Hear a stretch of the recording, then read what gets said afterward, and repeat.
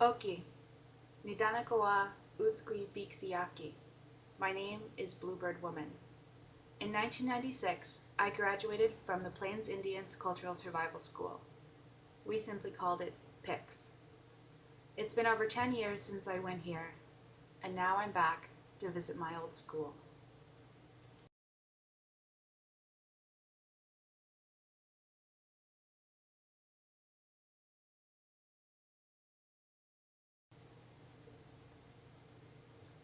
But it's no longer here.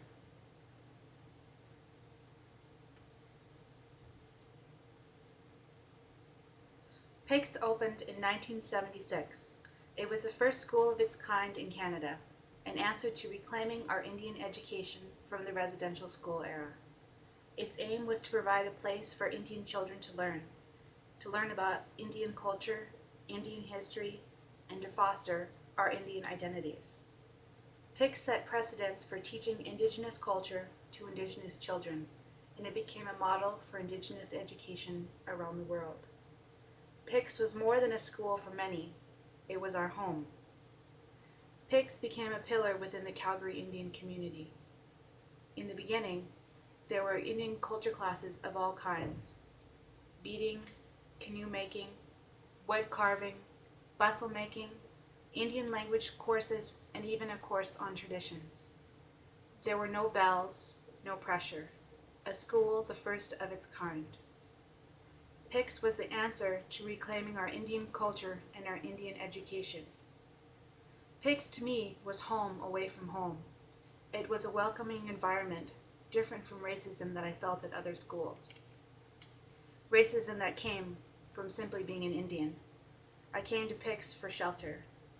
The love and support received from the staff allowed me and others to grow inside and emerge from our protective shells. PICS, like its students, was beautiful inside and out. In 2002, PICS was closed. Earlier this year, the school board approved the destruction of the building that PICS was housed in. When I first heard it was being torn down, I became sad and lonely for my old high school days. Many went to the school building in its last days, mainly to say goodbye. After the demolition, former PICS students went by and took home pieces of the rubble and debris that to many wouldn't mean a thing, but for us were memories from times gone by. Maybe it was a way for some to hang on to these memories.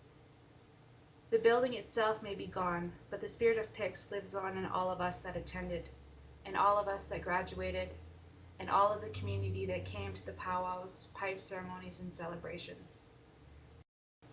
The building itself may be gone, but the foundations of education laid within the students is as strong and vibrant as ever. Our path to education continues despite the destruction of our school. PICS was the answer to reclaiming our Indian identity and our Indian education. Without PICS, a piece of me feels lost. I came back to visit my school, but it's no longer here.